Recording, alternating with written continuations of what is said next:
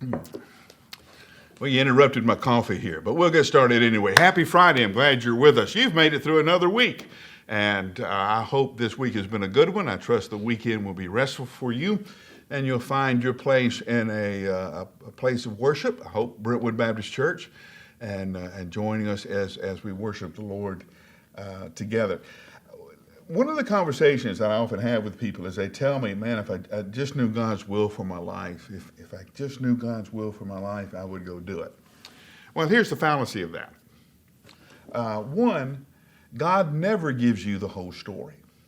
I've often said, I wish God would just write me a big letter and say, okay, dear Mike, here's the school I want you to go to, here are the jobs I want you to take, here's the girl I want you to marry, and just kind of give me the whole life plan.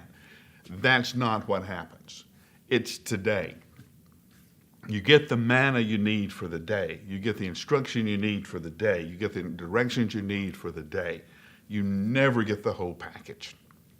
The second thing is, God always starts off small. Remember the parable of the talents. The guy who had the 5 talents this time, if you read that story, was the guy who had 2 talents last time. And the guy who had 2 talents this time was the guy who had 1 talent last time. Now, the guy who had 1 talent, this was his first test.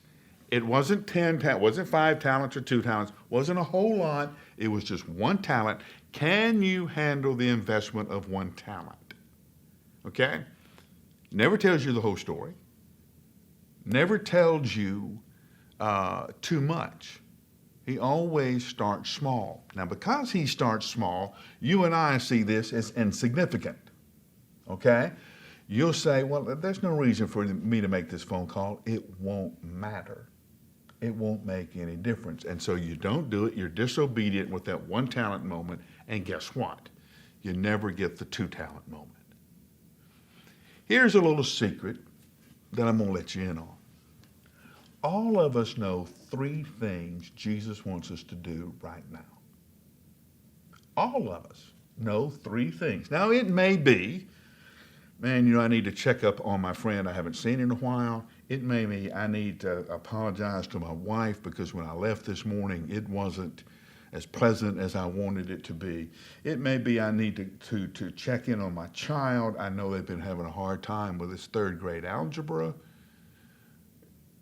And you're going to look, none of those are significant. None of those things mean anything. I'm going to ask you another question. How many times has your life been changed by a seemingly insignificant moment? Let me give you an example. Okay, you know me. I'm an odd duck. I've always been an odd duck. So I'm walking across the campus at Southern Seminary one afternoon, and I run into Bill Leonard. Bill Leonard was the church history professor at Southern Seminary, and he was one of my professors. He stops me. We chat. He looks at me and says, do you know, Mike, you are a very unique personality on our campus. Great. Is that a PhD way of saying that I am an outcast, an outsider? Yes, he said, you are very much an outsider. You are very, very different than most of our students here. And then he looks at me and says, don't lose that, for that is your gift to us and the Church of Christ. And he walks off. An afternoon, I can't even tell you the date. I can't tell you the time. I know it was after lunch. I can't tell you what difference that made. See, all of a sudden my weirdness was not something to be hidden, but something to be celebrated, something to be used and maximized. One little conversation. Bill Leonard doesn't even remember talking to me that day. I've talked to him about it. I told him, man, this changed my life. And he's going, when? What happened? He doesn't even know. It wasn't important enough for Bill to remember. For me, I have never forgotten it. So here's my point. On your list of 3 things that you know Jesus wants you to do, one of them is probably call a friend or call somebody who's going through something, and you're going to call. And you're going to say, hey, you're on my mind, I'm praying for you, how are things?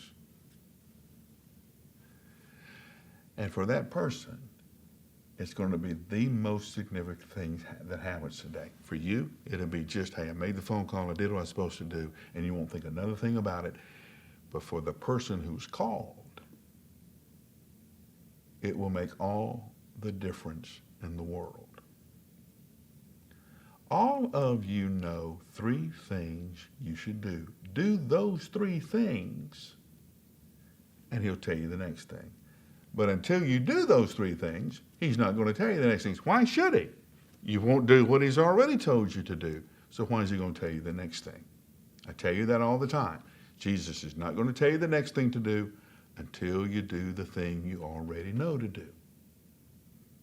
So, on this Friday, write down those 3 things that you know Jesus is telling you to do. And then do them. I'm going to give you about 60 seconds to get started. And I'll see you on Monday.